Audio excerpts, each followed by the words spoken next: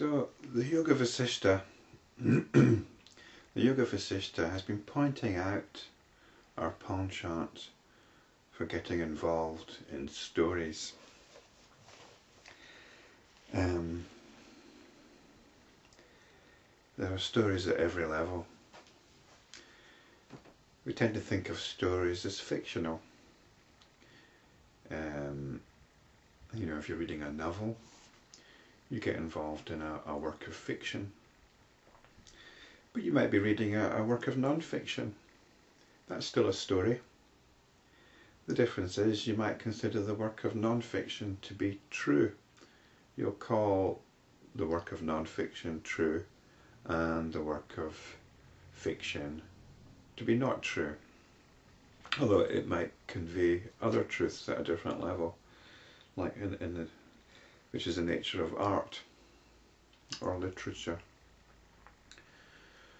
And you might be reading the non-fiction with the same emotional commitment, even more so because you believe you're getting facts. You've got an emotional connection to getting down to the facts.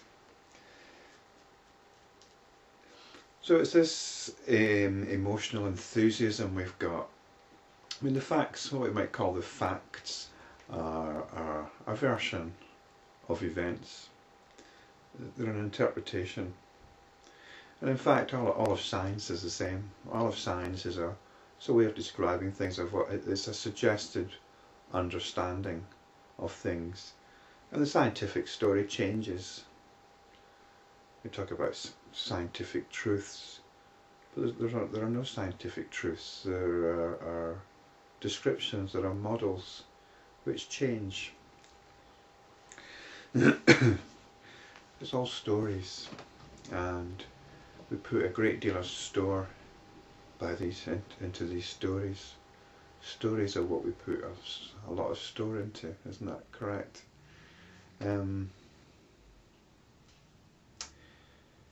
So much so, it doesn't actually matter a lot of the time how absurd the story is. If we look into these stories that we live by, and when I say live by, I'm not talking about just religious stories. If you've got a belief that you subscribe to, these are stories, but stories of your own personal identity, stories of your community. These are all the basis by which we operate. Actors upon the stage, as somebody once pointed out, we're all actors upon a stage. And another way of describing it is we're actually in a state of hypnosis. We're hypnotised by stories. We're hypnotised to believe particular stories about our environment, about the world, and about ourselves, and about our family relationships. And we've got a story here in the Yoga Vasistha to illustrate this. Pray, O Rama, listen to another interesting legend to illustrate this. This is the story of Lavana. In a country known as Uttara Pandava, in whose forests sages dwelt and whose villages were beautiful and prosperous, there reigned a king known as Lavana, who was a descendant of the famous king Harishchandra. He was righteous, noble, chivalrous, charitable, and in every way a worthy king. His enemies had all been conquered, and their followers could not even think of him without becoming feverish with anxiety. One day, this king went to his court and ascended the throne. After all the ministers and others had paid their homage to him, a juggler entered the court and saluted him. He said to the king, "I shall show you something wonderful." As he waved a bunch of peacock feathers, there entered into the court a cavalier, leading an exquisitely beautiful horse. He requested the king to accept it as a gift. The juggler requested the king to ride that horse and roam freely throughout the world. the king too saw the horse. Thereupon the king closed his eyes and sat motionless. Seeing this, everyone assembled in the court became silent. Absolute peace reigned in the court, as no one dared to disturb the king's peace.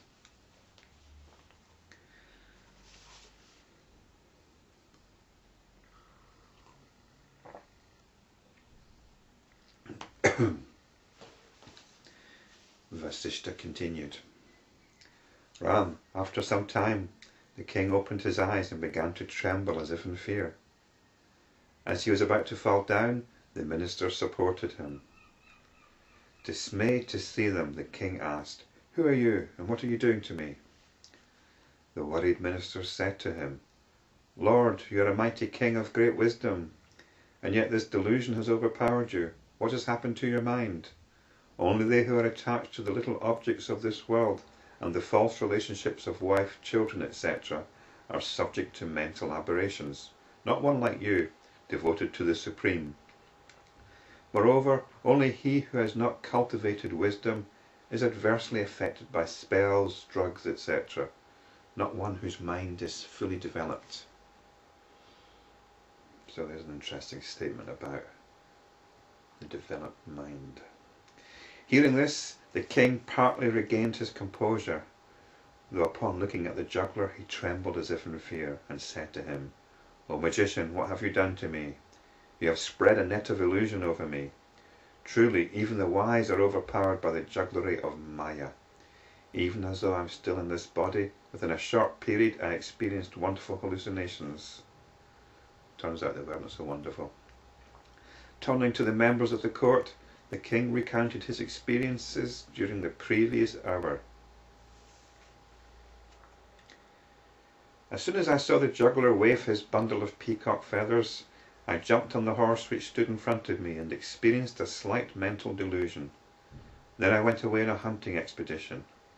The horse led me into an arid desert where nothing lived, nothing grew, where there was no water and it was bitterly cold. I experienced great grief. I spent the whole day there.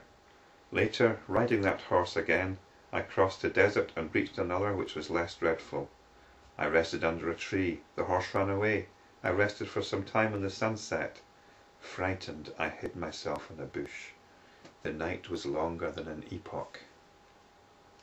The day dawned. The sun rose. A little later I saw a dark girl clad in black clothes carrying a plate full of food. I approached her and begged for food. I was hungry. She ignored me. I pursued her. At last she said, "I shall give you food if you consent to marry me." I consented. Survival was the first and foremost consideration then. She gave me food and later introduced me to her father, who was even more dreadful to look at. Soon the three of us reached their village, which was flowing with blood and flesh. The king was probably a vegetarian. I was introduced to all as that girl's husband. I was treated by them with great respect. They entertained me with dreadful stories which were a source of pain. At a diabolical ceremony, I got married to that girl.